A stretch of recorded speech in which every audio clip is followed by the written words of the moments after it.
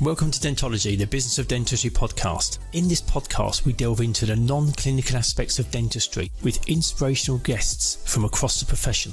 You will hear incredible life stories, pick up valuable business tips and be entertained.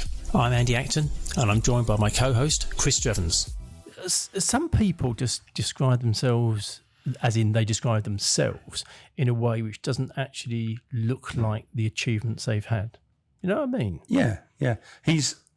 He was great, wasn't he? Yeah. You know, vibrancy, enthusiasm, honesty, and I love the fact, well, I'm not very good at that. Yes. I'm not very good at that. I think the thing that came through so strongly for me is that he is somebody who's very aware of his environment. And when he's in an environment that works for him, he thrives. Yeah.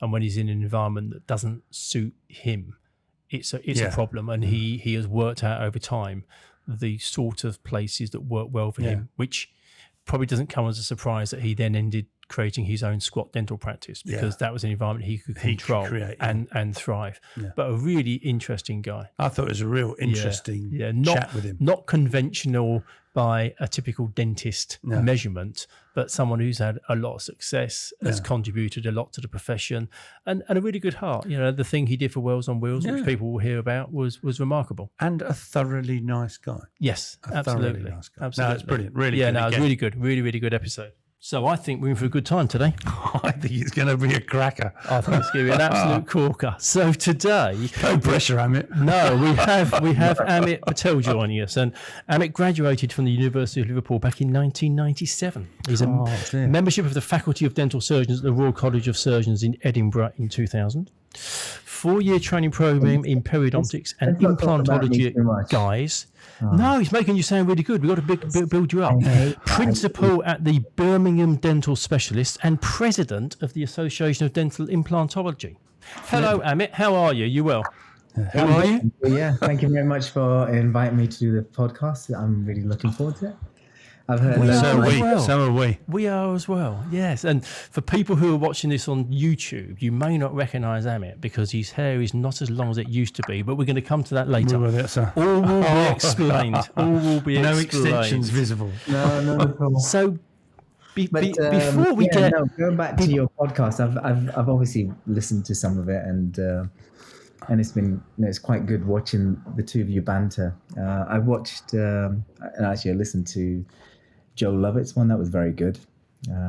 Yeah, he's a good guy, Joe. Yeah, he's a smart cookie, really, isn't he? Yeah, he is. He is. We've been very fortunate. People have been really generous with their time. Yeah, hugely. And what's quite nice is, whilst it's the business of dentistry, it's great having dentists on, but it's also great having the wider profession on as well. Because talking to lots of dentists, it's quite insightful. Monotonous, is that word?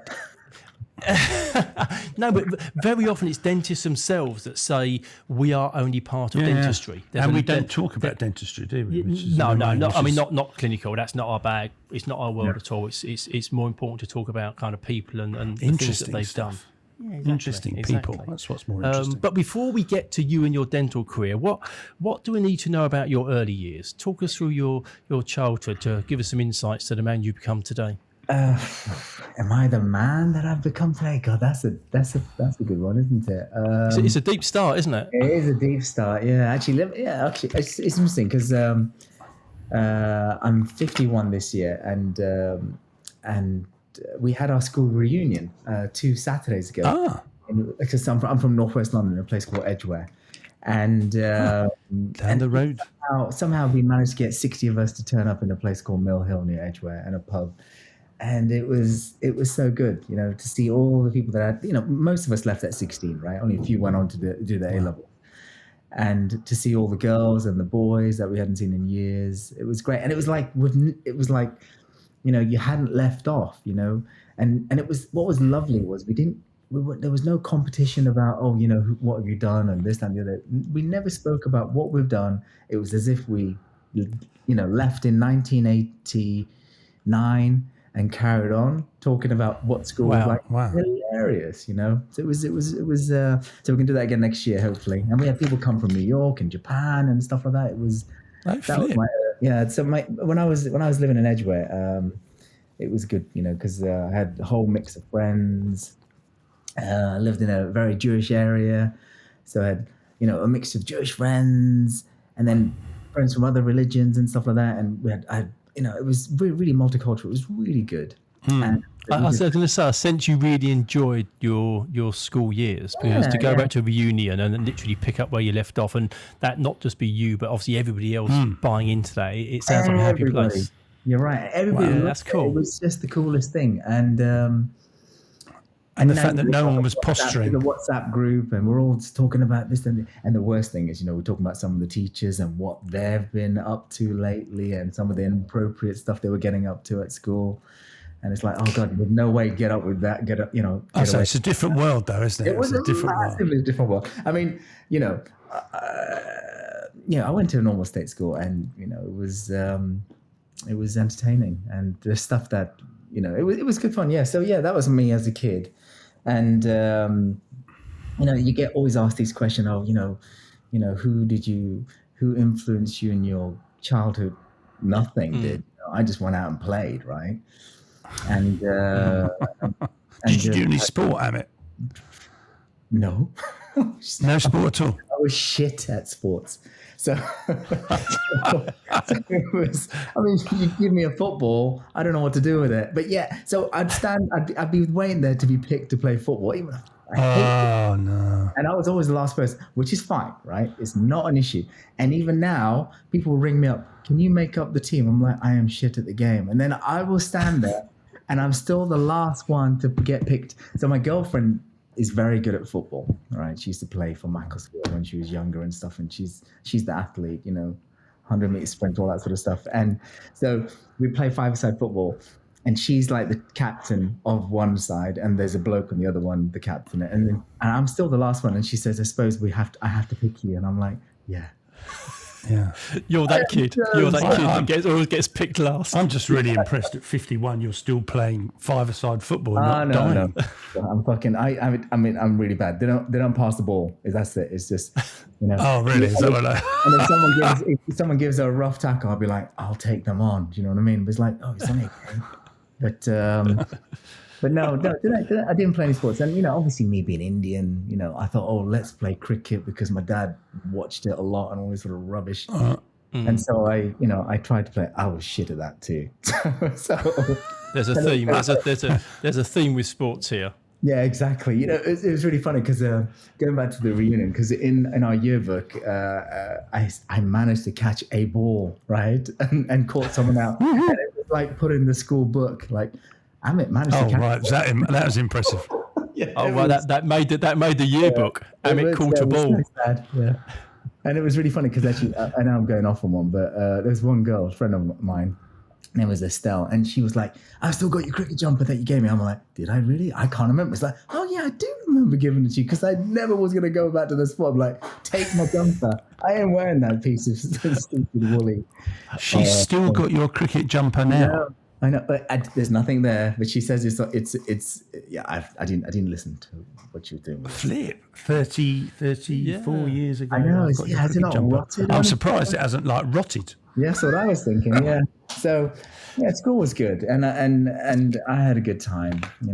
It was and I think all of us, when you think about it, you had no worries, didn't you? And you could just it was a simpler time and a simpler life. So no social media, none of that nonsense. So what was the trigger for you to then go out? Sorry, you could go out and no one worried that you were killed or whatever, because that's not that. And you just rock up home when you got home for dinner. That was it.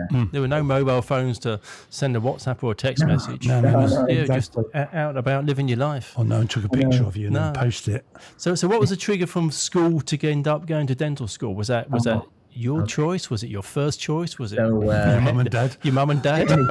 Yeah, mum and dad's choice. Yeah, that's what it really is, isn't it? No, so I am not an academic person. I'm not very bright.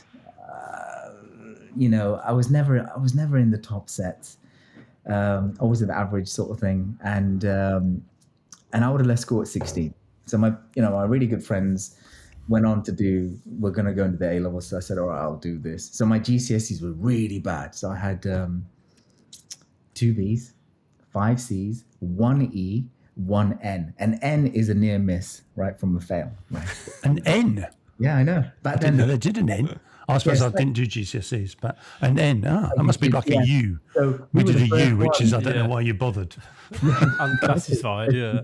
Yeah, unclassified, yeah. Because no, we did GCSE. We were the first year to do GCSEs, you see. So they stopped the O levels back then. Yeah, right, yeah.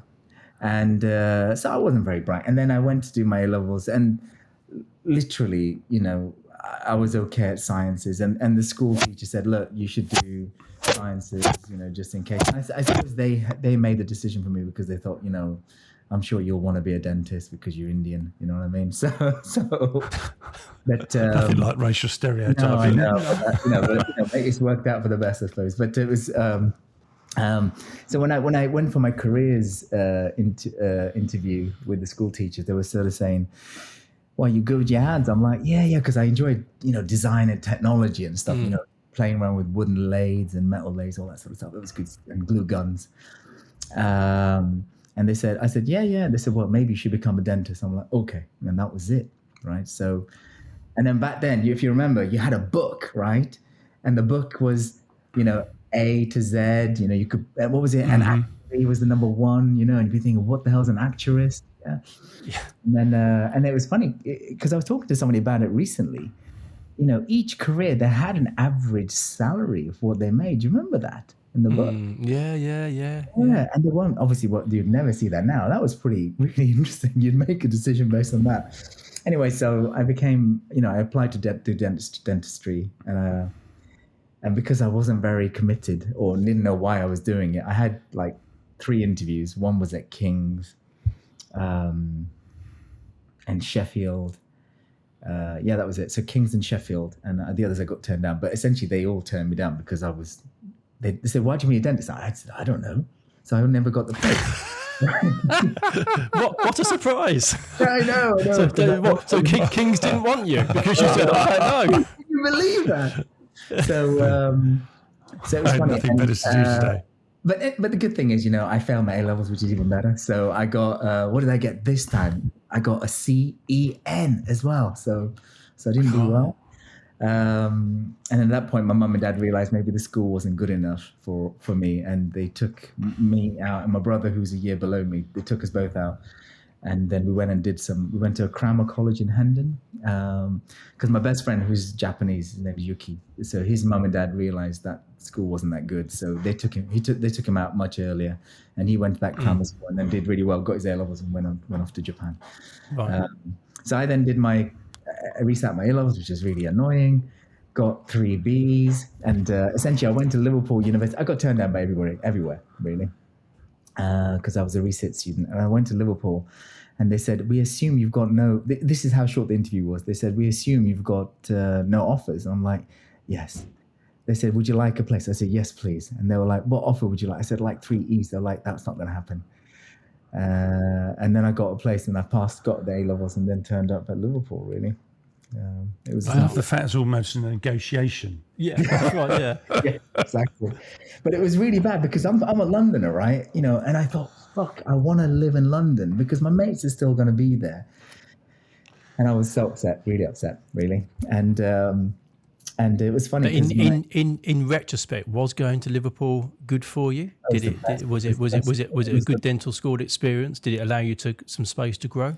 So forget the word dental school. Dental school is a pile of shit, really, in my mind, right? So what it was is the university experience was the best bit, So so I turned up, and I remember this so vividly. I was sitting in my halls of residence, and my mum and dad left because that actually what was interesting is that my brother got his degree, his A levels, and technically my mum and dad were going to lose their kids at the same time because I was a year late, right? And my mum died all the way back home because they dropped us both off the same day. One was in Birmingham, one was on to Liverpool, and I was sitting there, and they'd left, and I was like, what am I doing here? I'm up north. This is fucking going to be shit, right? And then this guy knocks on my door. His name is Sean Rowlands, and he goes, "Oh, I'm Sean Rowlands. I'm a vet student." And that was it. And I just remembered, oh, this is not bad, right? And we became the best of friends, and we had such a riot. Wow. So it was really good, yeah. And obviously the accent was very challenging. And it was funny, I remember it so vividly because I got in the taxi because we used to go to the union. So back then we had the biggest union in Europe. and I got in a taxi to go to the union like the first night, and this Scouser with a very strong, gruff accent, and I was like, I don't know what you're saying. Do you want to fight me? Or do you want to fight with me? Yeah, because I was like 19 and I thought I was like pretty fucking hard, the usual bullshit. You were streetwise. You were North London streetwise. Yeah, supposedly, yeah, but probably a pussy at the end of the day. Yeah. So, but it was so funny. I had a great time. Liverpool University was a great place, and it had made me into the person I am because it made you more independent. I know nowadays it's much more challenging because it costs money. And you may have to live it with your parents and stuff, but back then I didn't pay for my degree or anything like that. And I had a student, And I suppose also the brilliance of uni then, there's no communication, because that would probably be before mobile phones, or did you have a phone or whatever? Phones. Yeah, it was. Yeah, so no one knows where you are, do you? And it was really good because literally, you'd have a little queue of there was a phone that you put money into in the halls, and you'd speak to your mum and dad once a week if you did, and you get food parcels. It was really good. And it was and food parcels. You think about it, right? It's like you'd all end up somehow going out on a Monday night or in the week. But now, how the hell did you do that? With no mobile phones, but you rocked up, or you'd meet a girl, right? And then how is it you then met her again? Does that make sense? It was amazing. Yeah. And there was so much independence back then. I think now there isn't that independence. It's very much more prescriptive and controlled. Do you know what I mean? It's funny, we were talking to Tiff Qureshi, and Tiff was saying about how mobile phones are making people more lonely, because you think you've got this tech and you've got access to everything, but the thing it doesn't give you access to really are people and friends and connections. Yeah. But you think you're connected through the mobile phone. But I think you're right. I think sitting down with people physically, your face lit up about your school reunion. You're sitting in a pub with a bunch of people you went to school with. They were real connections. And those things aren't necessarily as present today as they were. Everyone wants to be individual, but they don't really. Yeah. But they're not. Because what they do is they all group together. It's really interesting, It is, and it is. Go on, sorry. It's fascinating because I was in Sainsbury's buying cat food or something like that the other night, and I was just, and I like looking at people. I've always done that, and you just watch this, because they have a little food area where you sit in Sainsbury's, and I just watched this dad, the son, the daughter, and the mother. They weren't talking to they're on their phones, and I thought, God, so sad, isn't it? It is, and and I'm telling you now, I'm not saying that I don't do that as well, but you just realize we have become much more lonely because we're attached to this, this device, which is unhealthy. I mean, there have been days when I left my phone at home, and it's the best day at work. You're not liberating experience, the freedom. Yeah, and it is freedom. It's I really hope going forwards for a lot of. I mean, the youth of today is probably too late, but essentially, maybe the younger kids, they find a way of getting true freedom and true control of themselves instead of via social media or whatever it is. Yeah. Listening to you talk about your school days and your uni experience, I wonder whether the learning experience for you is very heavily linked to the environment. Because you say that school wasn't great and you struggled. You went to another school, you did really well. You went to uni, you got through dental school. But then you went on to do a 4-year program at Guy's, King's and St Thomas's and ended up with a master's in periodontology and clinical dentistry. So you're not a guy who struggles academically. But is it more to do with the environment you're in? Does the environment have to be right for you to thrive? So I think you've hit the nail on the head. And so... I did not. So you've missed one little thing. The dental school. I hated dental school. Right? It was shit. Right? I did something called operative technology in the first year, and in the first term, I thought, this is bull. I can't do this. Drilling and filling. I just thought this is going to kill me. But once I started, I was going to finish it. But I never hung out at the dental school. So my year, I really enjoyed them. They were a great group of people, but I was never with them all the time. I would leg it every lunchtime and go. Oh, that's interesting. Yeah. I'd go and hang out with people. So socially then, Amit. Yeah. So socially, Amit, do you hang out with other people like your vet mate rather than the dentist, the other dental students? And then And yeah, exactly. Yeah. And then so for the first 3 years, obviously all my mates were non 5 year degree individuals. So, and it was a very different environment and we had good time. But then the last 2 years, it was, obviously a little bit more different. I had to, interact with more dentists but I lived with medics by then. But I just didn't enjoy dental school. I mean, I just, it was boring. So true. And it wasn't fun. Do you know what I mean? But did it become more fun as a postgraduate? Was it being an undergraduate that didn't work for you? Did the postgraduate stuff become more interesting? It was not fun. I'm really sorry. You're shaking your head. Yeah, I'm telling you. I'm just telling you the truth, right? So it's obviously not going to go in the direction you want it to. But I got no. Honestly, we don't care what direction it goes in, as long as it's entertaining and informative. The truth is much better. Yeah, it is much better. I mean, so when it came, every first year I always had to I didn't resit first year. Second year I had to resit my my exams because I just couldn't be asked ever studying. Third year, I had to resit as well. Fourth year, we never had any exams. And finals came, I was like, I ain't going to resit, so I'm going to pass. I'm going to sit down and prepare and pass my exams. And I did really well in all my exams apart from pediatrics and orthodontics. And I missed that by I got 48%. The others I got 65, 70%. And the thing is, I'm the kind of person who usually... even when I was younger, it was more evident, less so now, I hope, I don't know, maybe not. If I thought you were talking shit, I would just switch off, and I think some of these lecturers sensed that I did not believe in their bullshit, so that had a repercussion with one of my exams. So essentially, when this orthodontic consultant said to me, I had to go and speak to him, and he said to me, "You failed because of your attitude. If you don't change your attitude, I'll fail you again."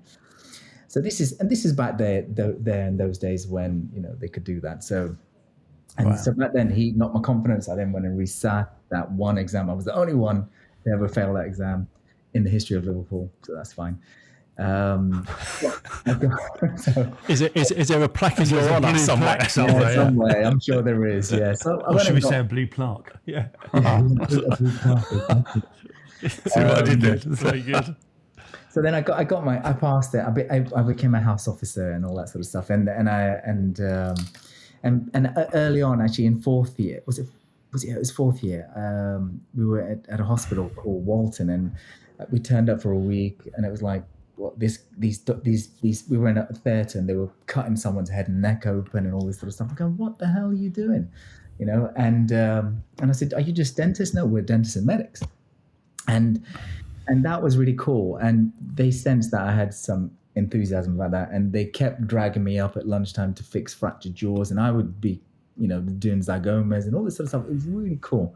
So then I thought, you know what, I might go and do medicine, because I really enjoyed being around these individuals who had tons of energy. And then so I did my house job, got my MFDS and all that sort of stuff that I've got, and an SHO job, and I got into medical school at Leeds. So I got into a 3-year course. And at that point, I then got a job in London, in central London, and I then met the most unhappiest consultants, and I was thinking, and registrars, I'm thinking, oh my God, this could be me. So I got really insecure, and I thought, fuck this. And back then, I did VT already, a vocational training back then, and we spent one day in a practice in Manchester with a guy called David Cohen.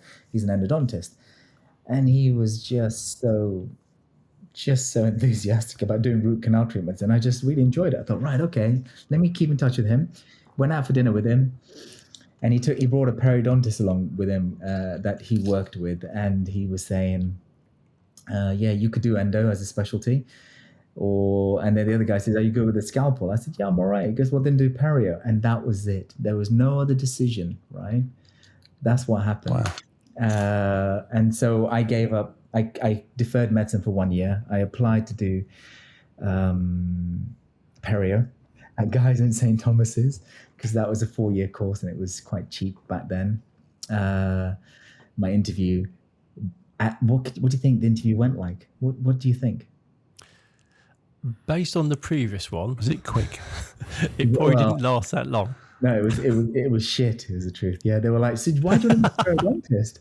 I'm like, I'm trying to make an informed decision. Because I had dinner with one last week. He said it was really I good. like cutting people with a scalpel. Yeah, literally. I mean, it was so bad because they said your CV looks like you should be doing max fax, and I'm like, I couldn't turn around and say, well, actually, I'm one of the very few people in this country who's got a fucking place at medical school and who's potentially going to turn it down to do your thing, right? Yeah. But they were like, the interview was so bad, and they said, well, we're going to have to offer you a place because you're the only British student. So I got Seriously? Yeah. Oh, really? So you got in because you weren't international? That was your passport. Yeah. So I was like, right. And I'll tell you now, if I applied to do perio at any of these universities, I would never get in, because I'm not a high-flying, achieving student. Because nowadays the bar. Well, you must have said this 3 or 4 times, Amit, but you're a guy who struggled through your GCSEs, you struggled through your A-levels, you struggled through dental school, you struggled through a 4-year program at Guy's, King's and St Thomas's. You're a guy who set up a squat practice. You seem to struggle but achieve an awful lot.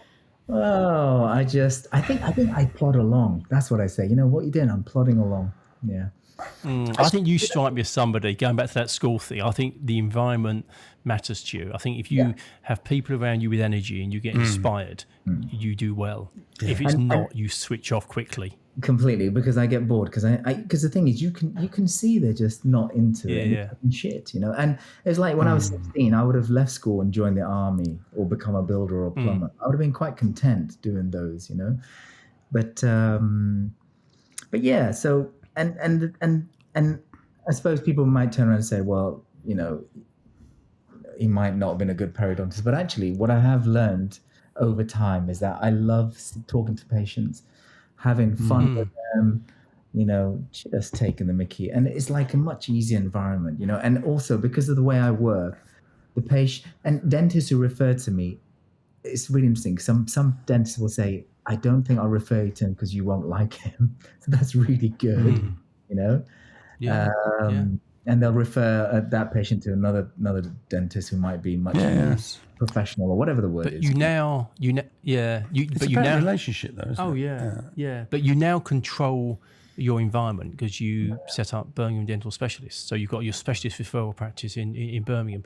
Yeah. What was the period in between coming out of dental school, doing your postgrad stuff, and getting to opening a practice? How did you end up in Birmingham? Yeah, did you bounce around as an associate? What did that look like? And you know what? That's a really, really good question, because essentially a lot of specialists. See, one of the reasons why you think you become a specialist is because there's a pyramid and you think you're at the top, right? But you're not. As soon as I became a specialist, I realized I was at the bottom because I need the GDP, who's at the top of that pyramid, to refer to me, right?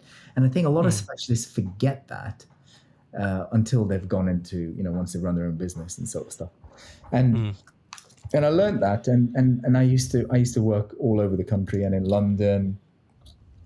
And you end up just, schlepping around from clinic to clinic, and you can't focus and you can't enjoy it as much. You know what I mean? I've got friends, really good friends, who are happy to do that because they like that different environment, different exposure all the time. But I like control, So yeah, I was all over the shop, and then I moved to Birmingham because my girlfriend is an intensive care consultant here, and essentially she said, "Why don't you move up here?" And I moved up here in 2007. Had no work, and Birmingham is like the second biggest city in the country, and it's got like 2 million population or something like that. But there's very few periodontists here, maybe 2 back then.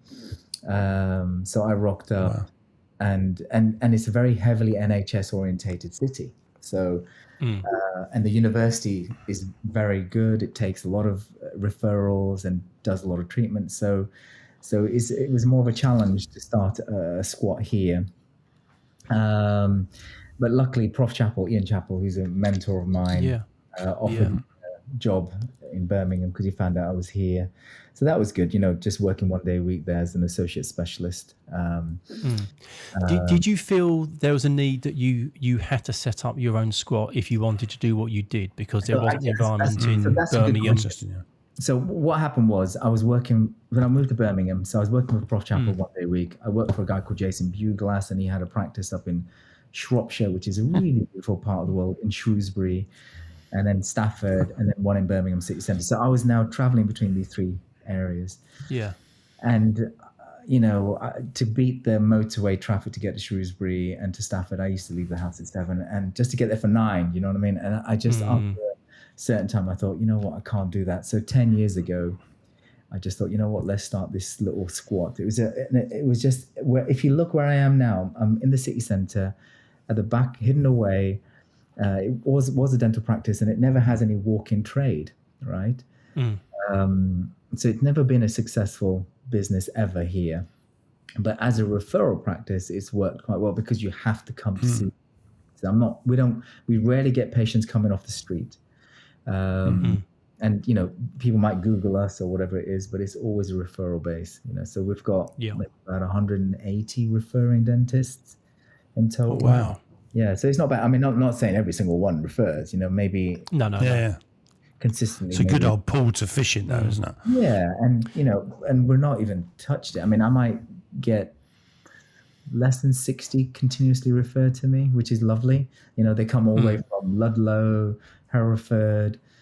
I was going to say, being in Birmingham, you've got a huge catchment area. It's very central, isn't it? Accessible, isn't it? Yeah. It's probably quite good as well, because those casual ones that wander in probably aren't interested in perio, but they want a general. So therefore, you can almost refer back, can't you, as well? Yeah, exactly.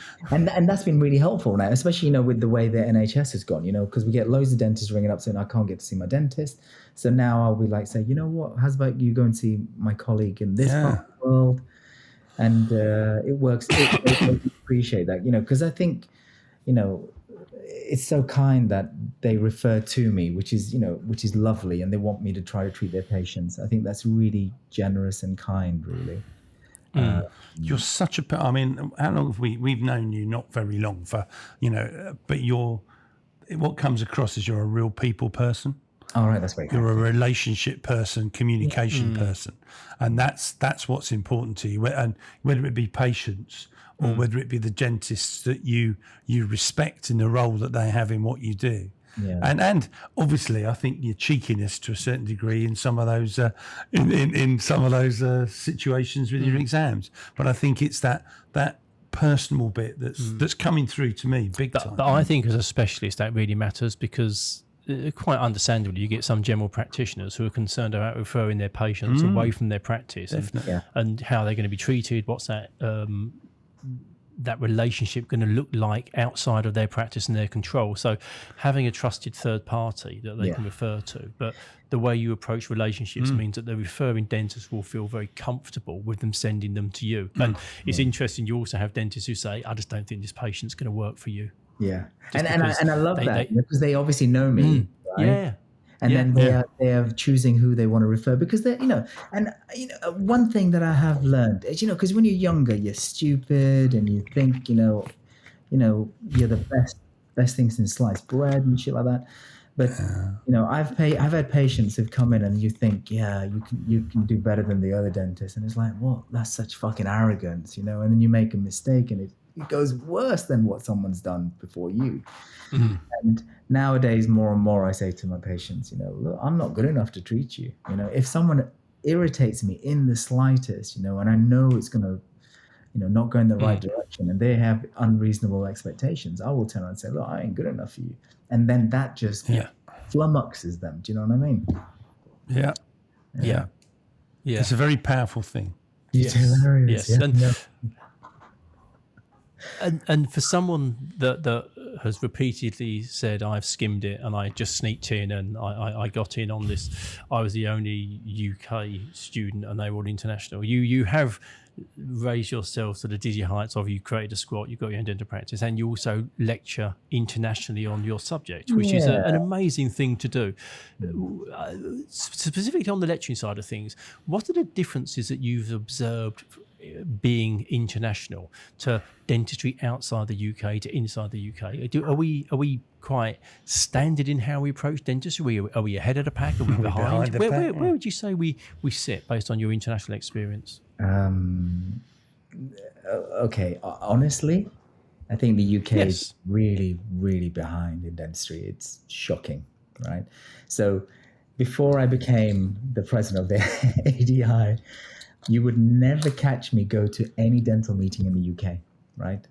Because as soon as I qualified, guys, I realized I wasn't good enough to be known as a specialist, because I didn't learn some of the cool stuff I've read in journals and stuff. And it's like, well, why are we not doing this?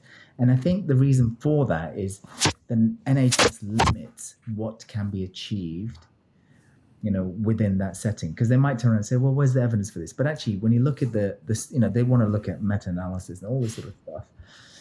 But when you look at the stuff that's coming out from Italy and all these other places in the world and Switzerland, you're thinking, why are we not doing this for our patients? So as soon as I got my degree, I went to a lecture for an organization called Osteology, and I met a guy called Giulio Rasparini. He's a professor from Milan. He's amazing, just infectiously enthusiastic, and we've become really good friends. So I spent a month in Milan with him at his university, learned loads of cool stuff, learned new regenerative techniques for perio. And what was really interesting is I was trying to get him over here to lecture. And whenever I tried to organize something, people going, who is he? But it's like, well, because you only know what was here, right? But I was looking at the rest of the world. Do you know what I mean? And maybe now that I know what FOMO means, fear of missing out, maybe it was that, but I also knew that I could be better. Do you know what I mean? Because I've seen it. So why can't I do it? Do you know what I mean? Why can't I be And I spent time at Harvard with another professor called Myron Nevins and a mate of mine called David Kim. And I just realized there's so much more to be done, So I definitely think we are far behind, but it's slowly moving. I mean, there's a mate of mine called Andoni Jones. He's young, from Spain, and he lives in Dublin. He's one talented implant dentist. He's doing some cool stuff that you would never have done, you would never be taught at university. Another mate of mine called Viraj, he spent 2 years at NYU doing implant training, and the work he's doing is excellent. So they're bringing that stuff back to the UK, and people are now wanting to do their courses, which is good, So, and I assume, as you're the president of the ADI, so I assume it now puts you in a position of influence to bring perhaps some of these dentists to the UK, perhaps just to raise the game, raise the expectation level. Yeah. So again, I was, you're right.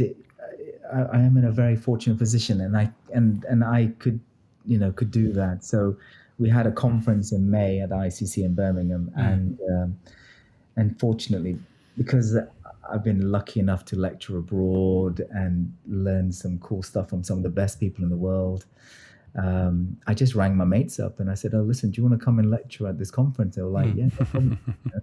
So I was really, really lucky. And these speakers, you have to pay them a lot of money. And and I said, well, we don't have that money. And they were like, it's you, Amit, we'll do it for you. It's not a problem. So I really felt lucky that over the last 15 years, I built these relationships with these people, and they were willing to give their time to come to. But it's funny because I very much sense that dentistry is a very caring, collaborative profession. We're not clinical at all, but from the business side of things, there's always a lot of support, collective support. And within the on the clinical side, you definitely see dentists looking to, help others, lift others up, spend time with younger dentists. It does seem a very caring and collaborative profession. It's nice to feel and see that isn't just a UK thing. That's a global thing. Yeah, and definitely, very much a global thing. I mean, and when I have cases that go wrong, and obviously, I have them, because I'm not the best, right? And then I'm at a loss, thinking who should I ask for advice? I mean, I only go abroad. I speak to my mates abroad, saying, "Listen, what would you do with this case?" And they'd always come back to me straight away, say, "Listen." And these are the most influential people, well published and stuff. And they're like, "No problems. This is the way to deal with the situation." And that, has been really good for me. And then, when I get people asking me for advice here in the UK, I hopefully can, I hopefully pass on the same sort of information. Pass it on. And it's really at that ADI Congress this year. Lots of people would recognise you for your locks, your long hair. which you'd obviously been growing for many years, over 2 decades. Wait, no. And at the ADI 2 Congress, decades? you decided to have I've your... only grown that hair from lockdown. Jesus. It was so long. Yeah, I was grew it from lockdown. But you know what? Let's grow it. So let me show you. So because there was a lot of it. Yeah, I did have a lot. It was down to here. It was down to there. It was just so impractical. Wow. And so it's really funny because the conference, because the thing is, obviously, I am a very different individual. I am not, the straight-laced professional dentist that you would think, is what we're supposed to be. You know what I mean? I mean, if I was not scared of needles, I'd have tattoos. I'd love to have tattoos, but I'm just scared of needles, right? So the event was on the 4th of May, and obviously May the 4th be with you if you're a Star Wars fan, right? Essentially. Yeah, Star Wars, Andy, science fiction. Yeah, not a big fan. Yeah, no one's a big fan? No one's a big fan? Jesus. No, I am. Chris likes it. Andy doesn't really do science fiction. Not a big science fiction fan. Oh, man, if I knew, I would have invited you both. I didn't know that. So it just accidentally fell on that day, right? So it's like, right, okay, you know what? Let's have it as a Star Wars theme party. And some people thought, fucking knob, right? Who's going to turn up at this thing in a Star Wars theme party, right? Anyone turn up as Princess Leia? Yeah, that was me. Did you not know? So did you wear the? Did you wear the outfit from Jabba the Hutt? Yeah, Andy, the slave outfit. Yeah, there we go. I don't have the abs for it. I'm a bit on the. I got a couple of spare tires down there, so that didn't work. But essentially, so there was these 2 reps from Geishlicht, Nicola Leatham and Fiona, and they both were desperate to do my hair like in Princess Leia bun. So I got it done as let me find you a photo. Did you? Oh, brilliant. I look like a fucking twat. But you know what? I am quite a shy person.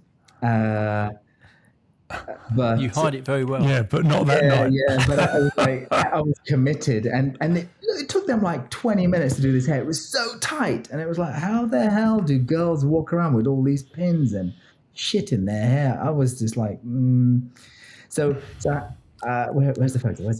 I've got to find the photo. It's on my many. So when you had your hair put in this Princess Leia styled buns, had you already decided at this point that you would be having your head shaved? Was that something that was pre-planned? So okay, good point. So what happened was I set up a next gen committee because we were the main aim. The biggest problem with the ADI is that we're all quite old and it's kind of people are retiring. We need to be able to attract more younger people. So I chose a group of people, so that they could run their own mini conference that day. So we got a next gen ADI committee, and they are amazing, just enthusiastic. And you know what's lovely about them is they're not competitive. The thing with implant dentistry, we're all very competitive. Oh, my dad's bigger than your dad. I could have used other words than that, but you know what I want to say, right? So we get the gist. Yeah, you got the gist. So essentially, and then they get on so well, which is so lovely. And we managed to get 90 people to turn up to their mini event, talk about how their journey was into implant dentistry. So that was really quite successful. Brilliant. I was really pleased with it. And then we have a DCP section run by Lindsay Baker, dentist. So we had the most number of people attend that event. And then we had the lab technician, Danny Cleary, who's the lab technician rep for the ADI. And he did the best ever. We've had the most number of people attend that event. So we had 1,100 people attend the ADI, which is the most ever. So it was really good. I mean, I didn't realize how good. That's really good. And because I was under a lot of pressure, I was super stressed by it all. So there's my hair. Do I look like a numpty? Oh, excellent. Wow, so for people that aren't watching this on YouTube, there's a beautiful picture of Amit with his Princess Leia buns in his hair. It's worth tuning on YouTube just to see that. A dodgy set of headphones. I look like a right fucking prick, yeah. And it was really funny because and check this one out. People were saying he looks like Shrek. Oh, nice. That's very harsh. Very, very harsh. But no. But no, actually, it was really lovely because one of my patients makes suits. He's a bespoke tailor. He's got I don't know how it's happened, but he has a shop in Dubai and New York and London, and he said, "Oh, you know what? I'll make you a suit." So he made me this beautiful suit. I've never had a suit made for me, and it was just like the coolest thing. And inside it has space lining and stuff like that, lining of like of space and some shuttles and stuff like that. So it was really cool. I never paid for it. He gave it to me as a gift. It was really cool. So I wore that. That's sweet. It was really sweet, yeah. And it was like, I mean, I don't know if you had a bespoke suit. He says, if you just stand there, can you feel it kind of kissing every part of your body? I'm like, I can. Yes, I can. You know, it was hilarious. It makes it feel very special. That's what proper tailoring is about. Yeah. But yeah, so it was on the 4th of May, and we had a Star Wars themed party, and then I got Tim Peake, the astronaut, to lecture. Right. Now, Tim Peake, if you can ever hear him lecture, he was pretty cool. You know, I mean, he was just so inspiring, talking about, you know, his time on the space station and stuff. He was amazing. I bet it was an incredible talk. Oh, he was just so cool. You know, and we had like 900 people in the audience, and they were going, and he was a keynote speaker, like you, non-dental, and people loved him. You know, didn't talk about teeth or anything like that. So it was really good. Mm-hmm. And I think that helped make it a very different event. And then we got on with the normal dental part of it. And then, like you said, so the whole aim was that the Next Gen committee said, you know what, you should cut your hair at the conference and try to raise money. And then I spoke to a guy called Amit Patel at the BDIA, actually. And his lovely wife, she goes, you know what, you should say how much you want to raise, because then people know what you want to raise. I didn't know you had to do that. And so we did that. And then she says, and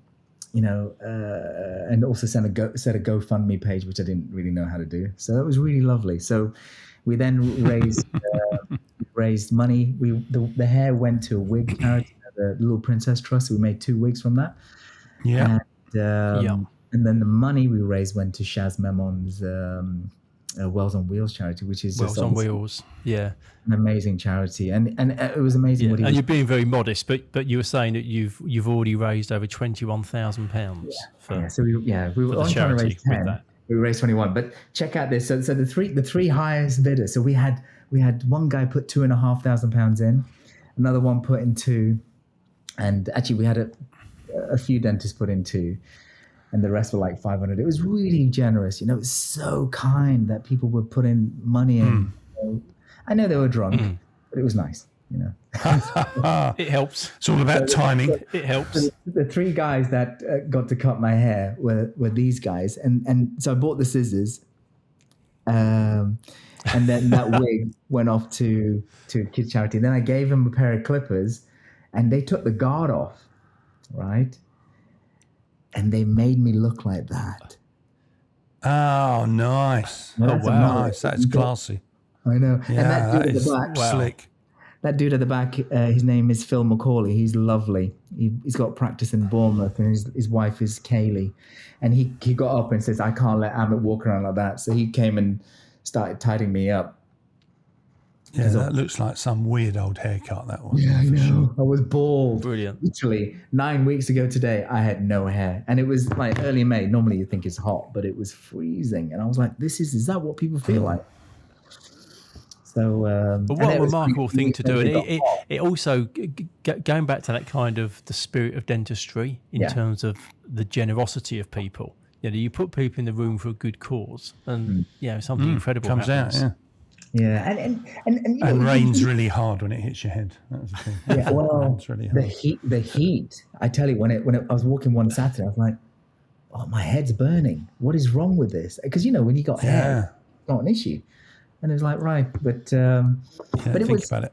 Yeah, and it was good in the sense that because even one of my mates from Brazil, he rocked up on the stage after Tim Peake left, and he says, Amit, do you mind if I put on my Jedi outfit and just lecture in it? And I'm like, do what you want, Ricardo. You're my mate. It's not an issue. So he took his kit off, got his kit off in the back, and he puts on the Jedi outfit with a lightsaber, and people went ballistic. And it was like, it just set the tone of the event, because it was like, you know what? Brilliant.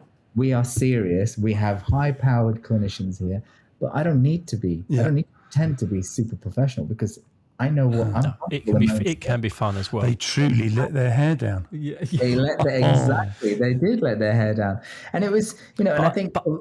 Go on. Sorry. I was going to say, I think post-COVID, there is a renewed desire to have fun whilst working. I think if you go into a dental event or a conference, it doesn't have to be staid and formal and clinical. You can also put the word fun and wrap it around it, and the two can coexist together. And that sounds like what you've achieved there. And if you think about it, back when you're a student, you telling me we didn't go out and fucking get pissed and wreak havoc in a hotel or whatever and get kicked out, right? And suddenly it's like, well, okay, that is a lot of fun, but maybe we're not allowed to do that now as an adult, right? But they You can have do to- different fun. Yeah, exactly, yeah. And it's like suddenly, we had stormtroopers. I came as the Mandalorian. Oh, excellent. Excellent. Yeah, it was good. And Andy's no idea what we're talking about now. No. He's a bit sad. I thought a Mandalorian was a thing you use in the kitchen to cut your vegetables up. That's me in my Mandalorian helmet, and there's my baby Yoda, Grogu, and that's Lando Calrissian. People really turned up. It was so good. Check out this guy. This is Dan Story from BioHorizons. He's got a BioHorizons implant kit on his thing. He's wearing a builder's outfit, and he looks really cool. He does. He looks like a starfighter, whatever they are. Exactly. And this is. I think this is almost guaranteed. This feels like it's going to guarantee Someone is a Wookiee. record attendance at the ADI Congress next year. I'm saying I want to go now. Yeah, I know. Can't do it again though. That's probably have to wait.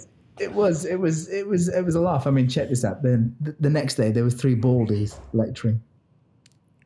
There's me in the middle. Brilliant. I mean, obviously, That is brilliant. I'm the one with real hair, but at one time. And then the best. I love bit the was sense of fun that you bring to it. Check this out. So anybody who had no hair, I would do. Oops, sorry, wrong way.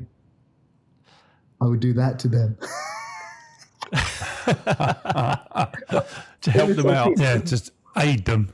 Yeah, it was just, and they didn't care, which was so nice. And a lot of the speakers did turn around and say they've never had so much fun at an event, because it wasn't so serious, but it was, you know what I mean? But and everybody had. That's brilliant. Really I brilliant. was under a lot of pressure because I can't remember the event at all. I've had to look at photos, and then so it ended on the Saturday, and then on Wednesday night at 2 a.m, I woke up and I said, I think it might have been all right.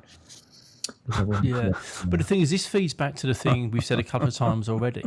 When you're in an environment that's simulating, you do really well.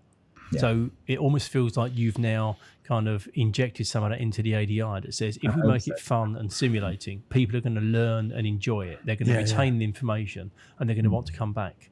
And that almost kind of captures what happened at the ADI this year. Yeah, I mean, they all sort of said, it went ballistic on Instagram. I have no idea. But, we've been now learning how to use social media and stuff. And I really hope that, people want to join the ADI and think, what, we can be family, and we can learn, and we're happy to share with each other. Kickstart it, maybe. Yeah. I really hope that is the future. And actually, it's really cool because a good friend of mine called Pinarthus George, which everybody knows him as George. He's like one of the most exceptional implant dentists in the UK. Super knowledgeable, just educating tons of people on cool stuff. And also graduate from Liverpool. He's going to be the president in 2 years' time. So he's with him as well. He's got more energy than I have. So hopefully it'll be brilliant. Even better, really. It's been a great chat. I mean, what I find quite interesting is you said previously that your interview skills are appalling and they're still rubbish today. I think for anyone listening to this, that's a lie. You make a great guest. You tell great stories. Brilliant. You bring colour, and you're not conventional, but in the best sense of the word. The way you go about things isn't conformist in any way, but it shows that you can still be really successful and be who you are. I really appreciate that. That's Come alive. Thank you. I don't take it very well. I'm very like, oh, okay, I'm gone now.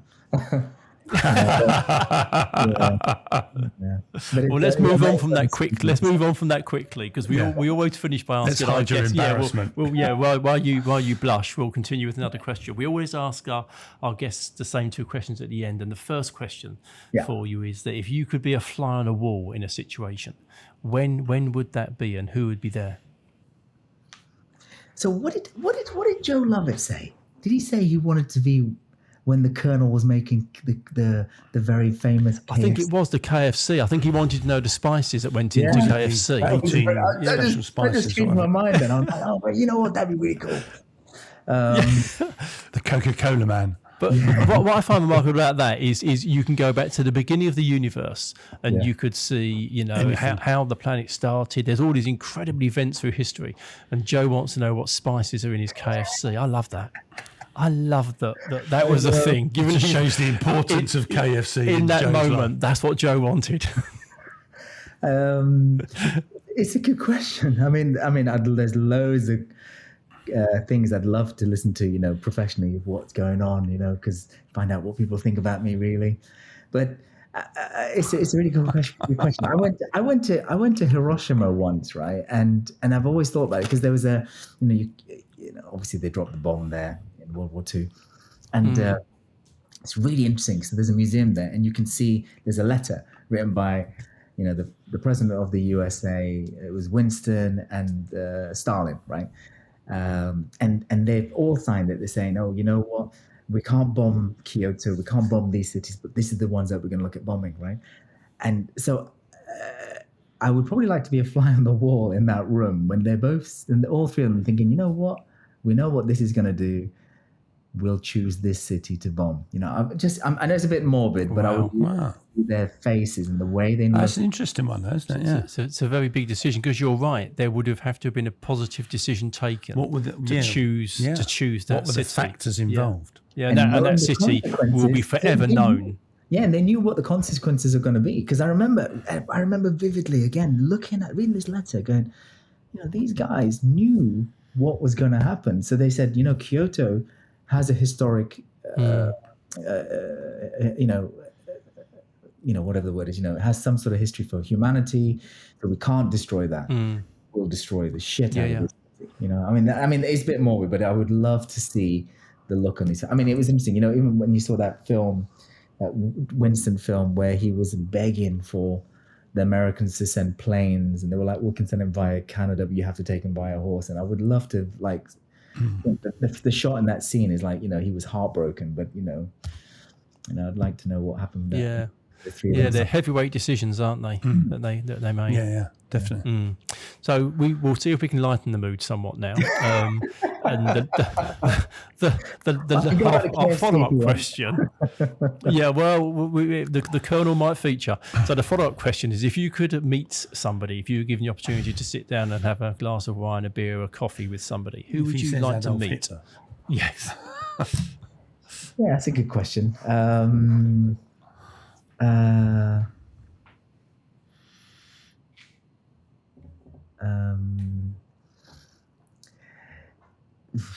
Good question. It's a really good question. Do you know for lots of people? It's really sad. I'm going to go back to this. I mean, I could say Elon Musk and stuff, but I think he's probably nuts, and you wouldn't have a good conversation. But it would have to be Mark Hamill from Luke Skywalker. Just listen to all of his stories, because he's such a when you listen to him talk, he's hilarious. Wow. Yeah. Wow. And he was like, you really are a Star Wars geek, aren't you? Yeah. And then he's the voice of the Batman cartoons as a Joker. Do you know what I mean? And it's like, no way, So yeah, I would love and sit with him and listen to him ramble on and see what he's been up to. Yeah, I think it would always be fascinating for someone, like that, or Indiana Jones or whatever. To, when they first had that sort of read through the script, thinking, wow, this is going to spawn so many things. Because at that time, I remember watching an interview with, I think it was Alec Guinness, who was interviewed by Parkinson or something. Yes. And they said to him, what about your pay? Because I think he was the first one, wasn't he, to want a take of the percentage, didn't percentage. he? Yeah. And I remember him saying, they wanted me to do it, and I said, I'll do it for 2%. And then when they came to negotiate, they said that 1.5%, and he went, no, it was 2% of all the take-ins. And I would think even then he probably didn't know. He just I think he said, wasn't it was some silly science fiction film, but I just thought it would be interesting to do. Wow. That was a big 2%. Because a good friend of mine from school, he went a long winding path like me, and then became a product designer. It makes props designers for film. So he was working on Tom Cruise's Edge of Tomorrow. Do you remember that one where there's the repeating of the same day sort of thing? Really cool film. And he made the mech suit for that. And essentially, in his lunchtime, he would make the Millennium Falcon and then sell it to whoever on eBay or whatever. And somebody saw this Millennium Falcon, and they rang him up and they said, "Look, Ellis," they said, "Neil, you've got the Millennium Falcon. Can we just buy it off you?" And he goes, yeah, of course you can. He goes, what do you need it for? He goes, we need it for the next Star Wars film, right? So, and he goes, really? Yeah. So he says, you know what? Why don't you just hire me, right? And I'm like, actually, no, that's a better idea. So he was the one who made all of the ships and the robots. Wow. So it's really cool because he makes these huge kind of scale models that maybe about this big. And then they have the scene and they put it in, like, you remember when the TIE fighter crashed in the desert, and they put it there and they check what it looks like before they make the big thing. So he's worked on Solo, he's made all of them. And wow. And he's a massive Star Wars geek, you know what I mean? So that was a job from heaven for him. What a great one, though. You know, we talk about some moments that change your life. That was one where he said, well, why not just employ me? Exactly. He could have so easily just sold him the Millennium Falcon, couldn't he? Yeah. What a brilliant one about. And they would have paid him $70K for it or whatever, you know, and he would have been like, you know what, let's pay him. And you know, he made all the Star Wars films. He's been working on Acolyte and all this sort of stuff. You know, he's loved these TV shows, and he's just it's interesting when you sit down and think about that one, because essentially he was going to go on and make this. I don't know, this film about a submarine. I don't know, what was that Englishman who was married? He's married. Oh, I don't know, can't remember. Anyway, sounds like great opportunities for him, though. Star Wars thing, which is great, you know, has been really good. Yeah, I tell you what, it fits so well, doesn't it? When we do those things, where we say to people, just ask a question. So the worst someone's going to say is no.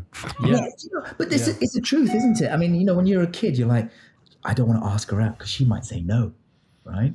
And it is that. It's still that in the back of your mind. No. Yeah. It's just no. But I guess we all learn over time that if you don't ask the question, it's a guaranteed no. It's guaranteed, isn't it? If you do ask the question, there's a chance it could be a yes, or it might lead on to something else. But you know, that's brilliant. Really good. The thing is, it also applies to dentistry. You know, when you make the judgment based on the patient saying, "Oh, they can't afford it," but it's like, well, why are we making that judgment based on what we think when you should just ask them? You know, and again, definitely. I learned that from Ashley Latter because I had to do a selling course because I'm shit at selling. You know?